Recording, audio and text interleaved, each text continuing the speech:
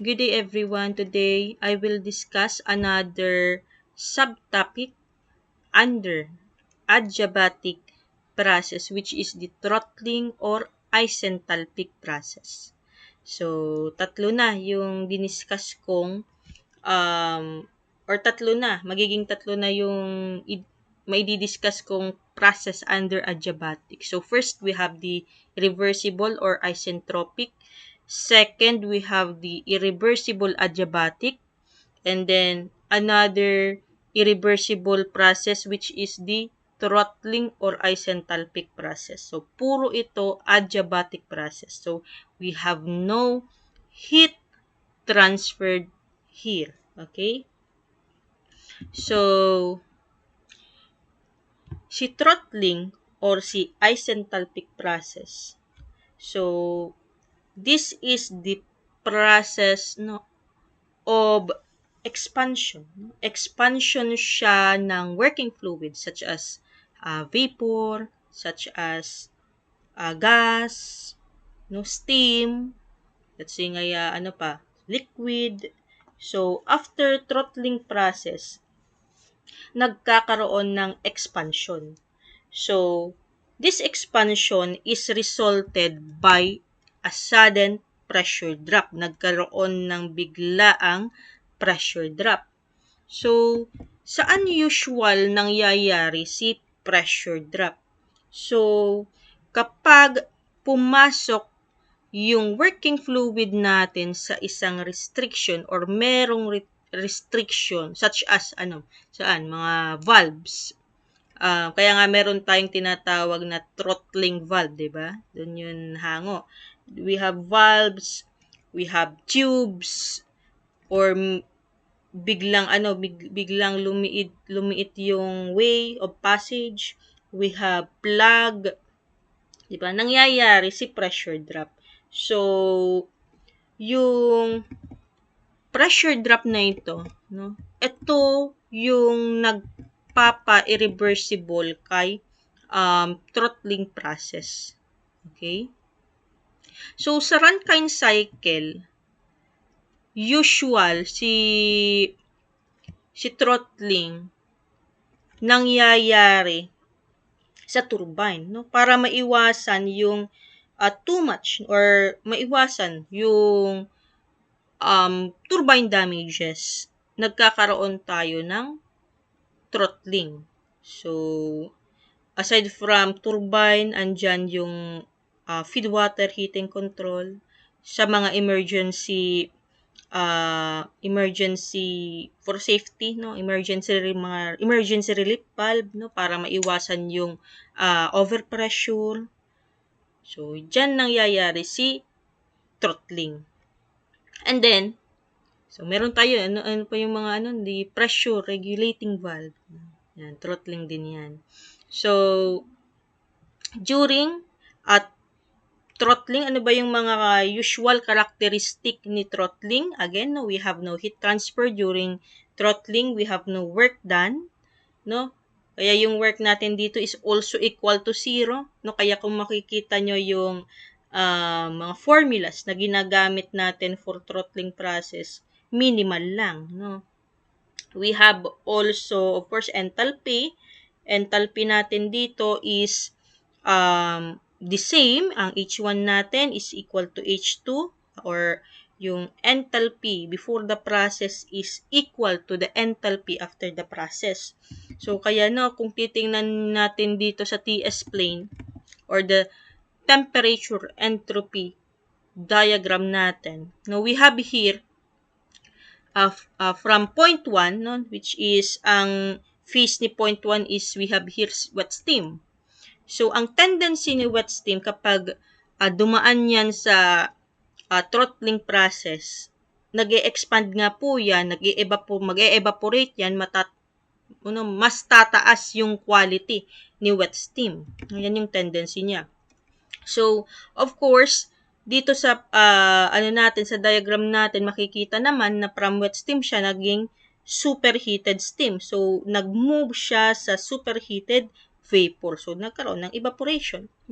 So, Saan, dito makikita mo din, no? Makikita mo din dito yung pressure drop na nag-occur kasi yung pressure natin at point 1 is mas mataas po siya compare sa pressure at point 2, no? No. Tendency, characteristic niyan, there is a pressure drop, no? And then, also temperature at point 2 is lower compared to the temperature at point 1. No, kaya not all the time, nagiging basis natin sa temperature sa pagkakaroon ng expansion, no? Or sa pagkakaroon ng, or sa pag-move ng from liquid to superheated vapor. So, not all the time, temperature yung basis natin. So, dito, no, so enthalpy. Si enthalpy hindi nagbago pero nagkaroon ng pressure drop. So, nagkaroon ng expansion. Throttling yan, no? And then, entropy. So, makikita din dito na irreversible siya. Kasi kung yung HS natin, no, HS diagram natin, this one. Yung HS diagram or the enthalpy versus the entropy diagram or HS planes natin, yung point 2 natin, yung entropy at point 2 is much greater compared to entropy at point 1. So, take note na ang delta S natin, di ba? Naalala pa ba during my previous lecture na ang delta S natin if greater than 0, this means irreversibility siya or merong irreversibility nangyari or irreversible, no? Irreversible yung process, no? Kapag pag equal to 0, isentropic yan, no? Isentropic process yan, reversible process po yan. And less than 0, 'di ba? Kung maalala nyo, that is impossible, no? So, this means irreversibility. If yung point 2 natin mas mataas yung compare sa point 1 or after the process yung entropy is mas mataas before sa entropy before the process occurs, this mean na nag-undergo po siya sa irreversible process. Okay. So, ano pa ba? Sa Rankine system, no? Sa Rankine system, sabi ko nga, nabanggit ko na siguro, kailangan natin ng pressure reduction para maiwasan natin yung damages. Usual, nangyayari yung pressure reduction sa mga lower part ng system. So, no, aside from turbine, nangyayari po yan sa heater. No, nabanggit ko kanina yung sa,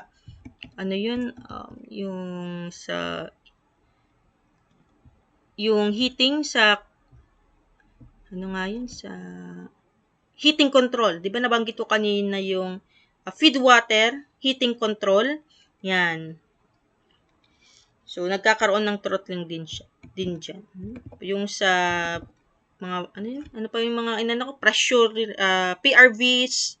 Yan, PRVs, emergency relief valves, then, yung may mga bypass, the turbine, and then the heater. Yung heater, yun na yung feed water heating control. So, sa feed water heating control naman kasi, no, nag-a-adjust ng steam pressure. So, mas simple siya compare sa turbine. And then, pag sa mga emergency relief naman, nape-prevent naman nito yung overpressurized, no? Or overpressure na ano niya. So, mas safe. And then, for pressure regulation naman, steam pressure regulation, mini-maintain niya yung downstream pressure. No, mini-maintain niya yung downstream pressure, which is, for ano naman to, for quick response naman.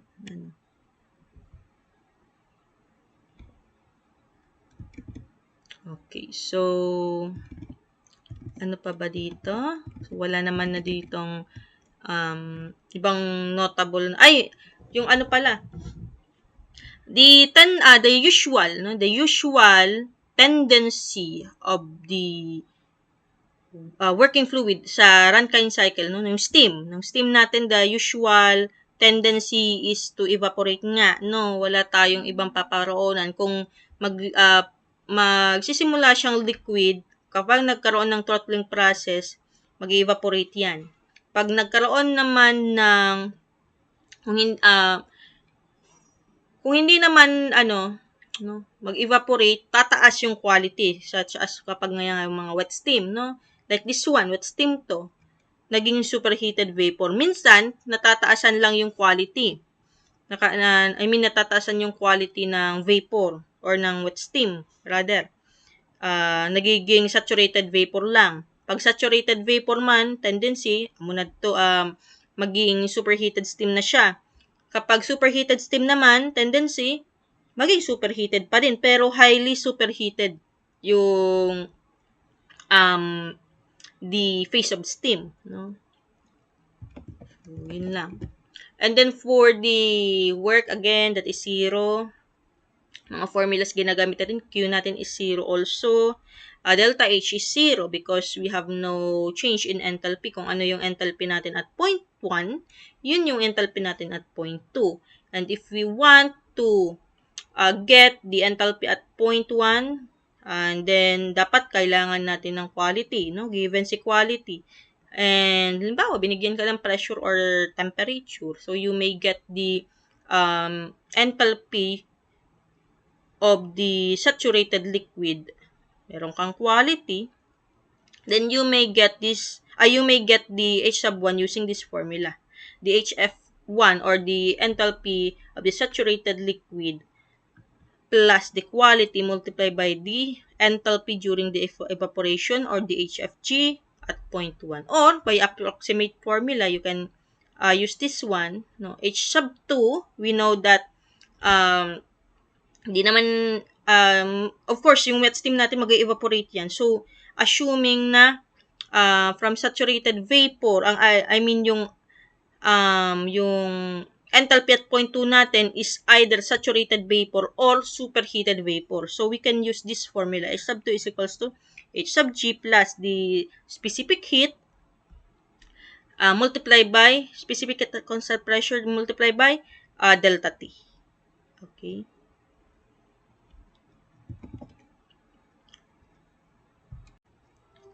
Okay, another formula to take note here is the degree superheat. So, the degree superheat, we all know that this is equal to T actual minus Tsat. So, this is also very important if yung degree superheat yung binigay sa problem. So, here we have an example problem for irreversible throttling process. So, let's read. So, steam is throttled to 0.1 MPa and a 20 degree of superheat.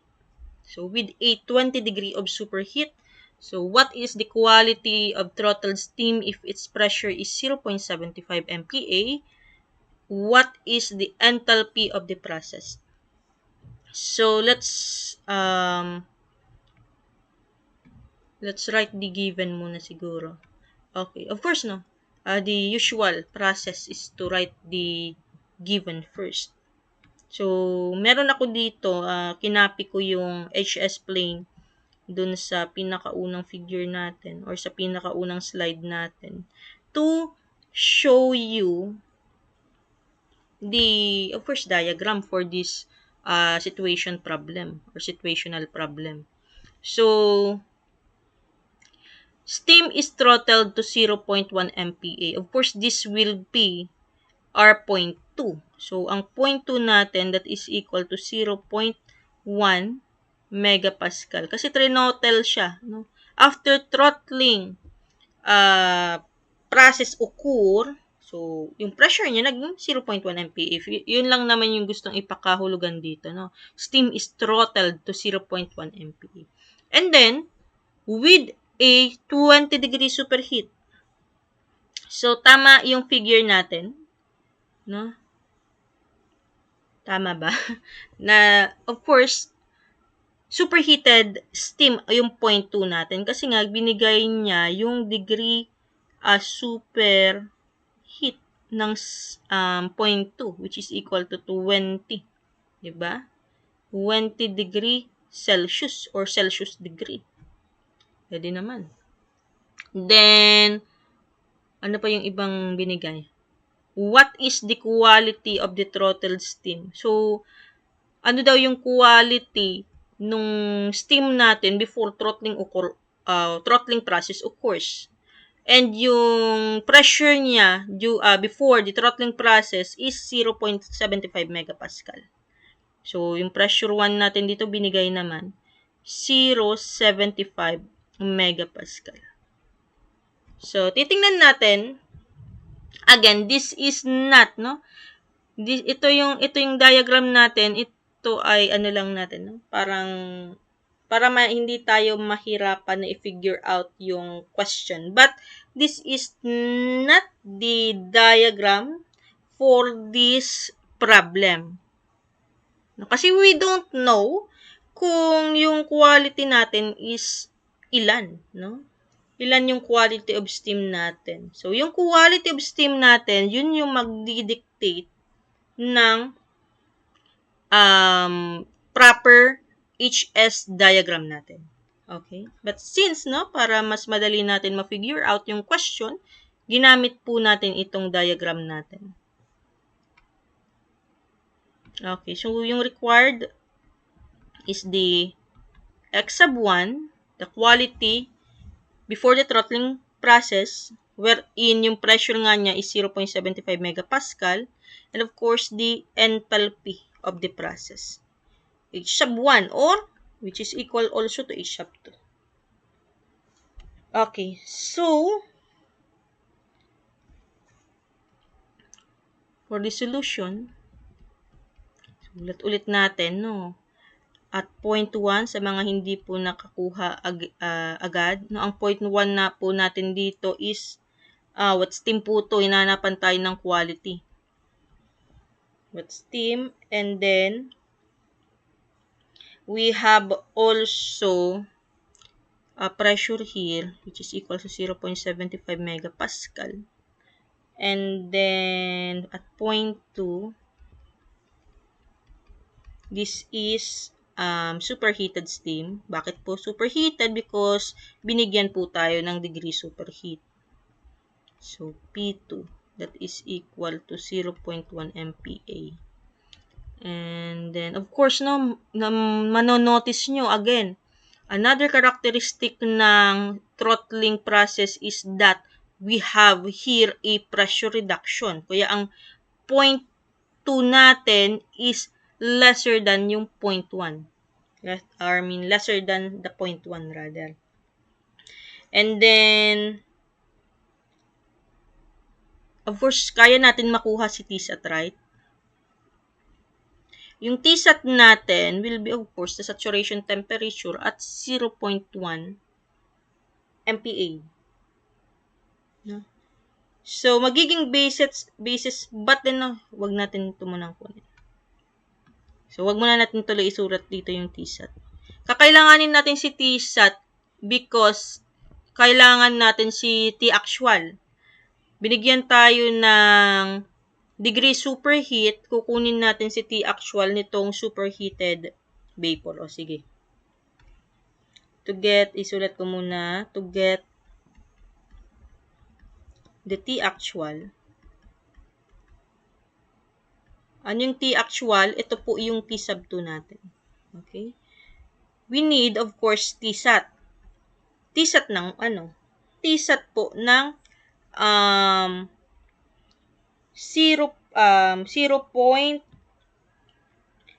MPa. Yan.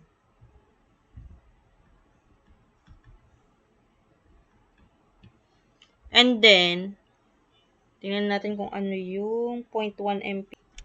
Ang Tsat ng 0.1 MPa is equal to 99.63. Okay. And then, to get the T actual, tama, or T sub 2. We use the degree superheat is equals to T actual minus T sub 2. Ay, sorry. T sub 1. Or Tsat. Tsat po. Sorry. Tsat at 0.1 MPa. 0.1 MPa. So, ang degree superheat natin is 20. T actual natin is unknown. Or gamitin na natin T2. Ito naman, minus Tsat, 99.63.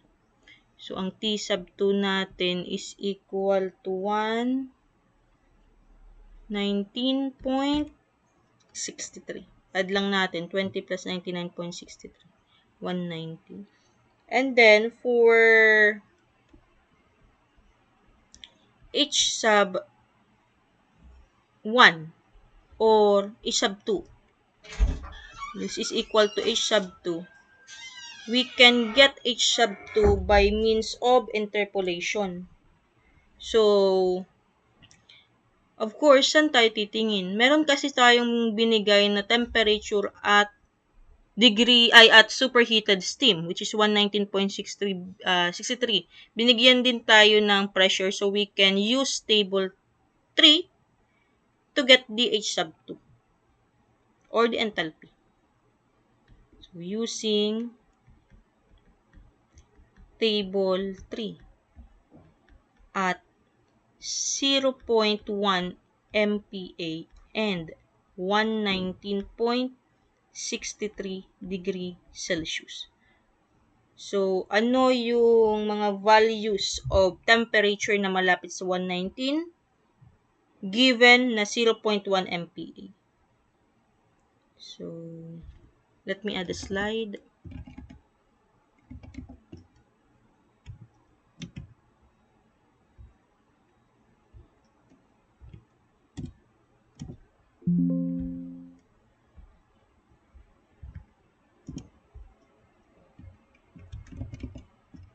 Okay, so again, this is using, copy lang natin, table 3 at 0.1 MPa. So, ano yung mga temperature na malapit sa 119.63? That will be 110 and 120. So, you may check. And then, what is the enthalpy ng 110? That is 2696.5.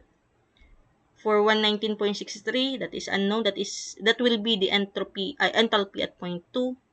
Then we have 2716.6.120 degrees Celsius. So, by means of interpolation, walang katapusang interpolation natin. That will be 119.63 minus 110 all over 120 minus 110. That will be equal to H sub 2 minus 2696.5 all over 2716.6 minus 2696.5. You may use stat na mode sa calculator if alam nyo yun, or you can simply use this equation. So, H sub 2, that will be equal for 2715. No? Enthalpy at 0.2 is equal to 2715.8563 kilojoule per kilogram. And then, for the quality,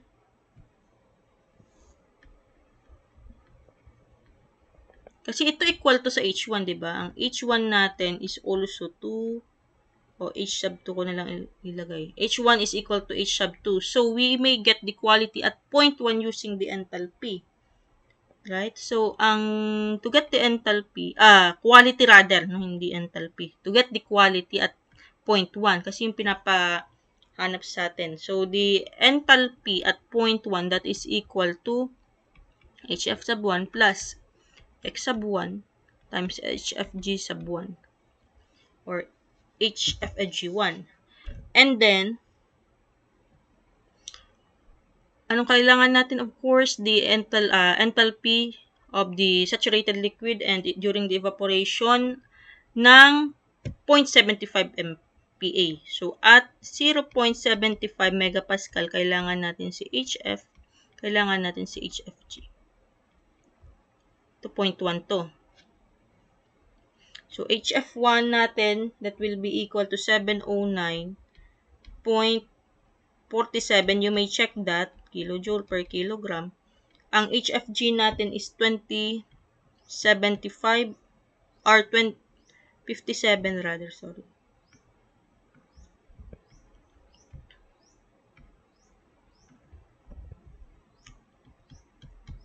(2,057.0 kilojoule per kilogram. And then for the enthalpy 1 natin, that is equal to enthalpy 2, that is equal to 2715.8563. H sub 1 natin, 27. So, 4x. 2715.8563. That is equal to HF1, 709.47 plus x sub 1 times 2,057 kilojoule per kilogram. Ang x sub 1 natin is equal to 97.53 or 0.9753%. Ay, decimal. If percentage, hindi siya percentage pa. That will be equal to 97.53%.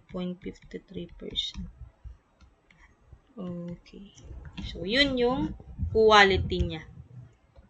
Okay. So, that will be all for the irreversible throttling process. Napakadaling adiabatic process. So, I think na kaya niyo naman ito. So, thank you for listening and see you on the next video.